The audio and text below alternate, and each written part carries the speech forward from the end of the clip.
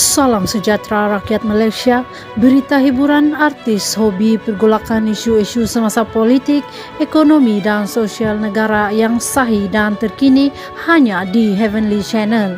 Tolong pertimbangkan untuk menekan butang subscribe, like dan share serta aktifkan loceng notifikasi supaya anda tidak ketinggalan mengikuti berita terkini.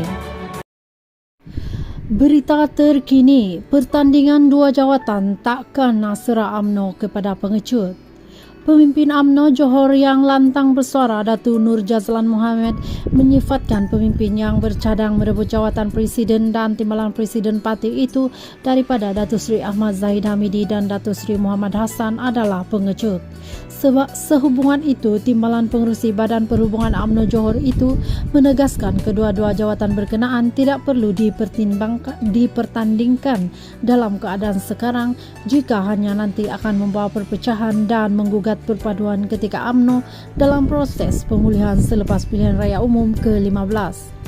Ini kerana katanya jika disorot sejarah penubuhan 70 tahun UMNO, hanya 4 kali saja berlaku pertandingan untuk jawatan presiden di mana Tunku Abdul Rahman vs Ahmad Fuad Hassan 1951, Tun Husin On vs Sulaiman Palestin 1978, Mahathir vs Kuli 1987 dan Ahmad Zaid vs 4 Pencabar 2018.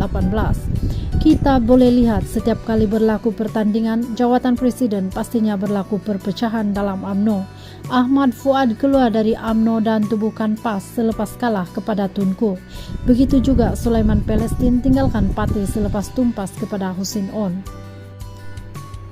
Manakala Kuli pula menjadi punca terbesar perpecahan dalam UMNO apabila dia buat parti Semangat 46 dan bawa keluar ramai pemimpin dan ahli parti bersamanya kerana kecewa tumbang kepada Mahathir pada 1987. Pada 2018 selepas tewas, walaupun KJ Khairi Jamaluddin tak keluar dari UMNO, namun dia dilihat sedikit menjauhkan diri daripada arus perdana parti dan lebih selesa buat hal sendiri. Katanya dalam kenyataan hari ini, 3 Januari 2023. Nur Jazlan juga mempersoalkan adakah ahli sanggup melihat lagi UMNO akan berpecah dan berpuak-puak atau dua pasukan seperti 40 tahun lalu, sedangkan perpecahan itu mewujudkan PAS, Semangat 46, PKR dan Bersatu. Beliau berpendapat UMNO tidak mampu menerima perpecahan lagi kerana ia akan menyebabkan jangka hayat UMNO tidak akan lama. Dan punca utama kepincangan dan kekalahan UMNO pada tahun 2018 dulu kerana dua individu Tun Dr. Mahathir Mohamad dan Datuk Seri Anwar Ibrahim yang sebelumnya berseteru tapi kemudiannya berpakat untuk jatuhkan BN Barisan Nasional. Akhirnya Anwar dapat juga jadi PM dan UMNO jadi mangsa dengan hanya tinggal 30 kerusi parlimen. Namun kombinasi kerajaan BN dan PH sudah tentu menyakitkan hati kering Dr. Mahathir. Tapi ahli UMNO mesti menerima bahawa kombinasi baru inilah yang rakyat majoriti inginkan walaupun bukan yang majoriti ahli mahukan, katanya.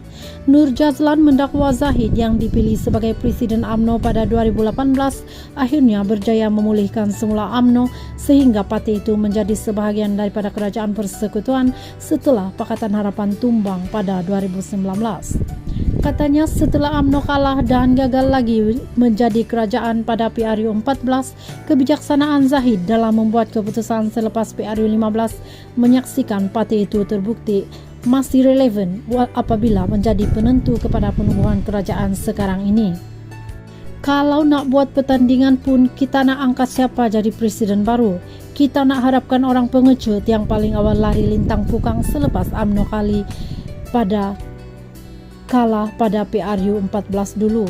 Kita nak bergantung kepada orang yang gagal jadi PM9 atau kita nak serahkan nasib parti kepada orang yang sibuk jadi broker yang selama ini nak jual maruah UMNO kepada parti lawan, atau kita pilih seorang individu yang bergegar-gegar mahu gantikan tempat presiden ketika berceramah di pantas kempen PRU 15 lepas tapi akhirnya kalah di negeri liberal.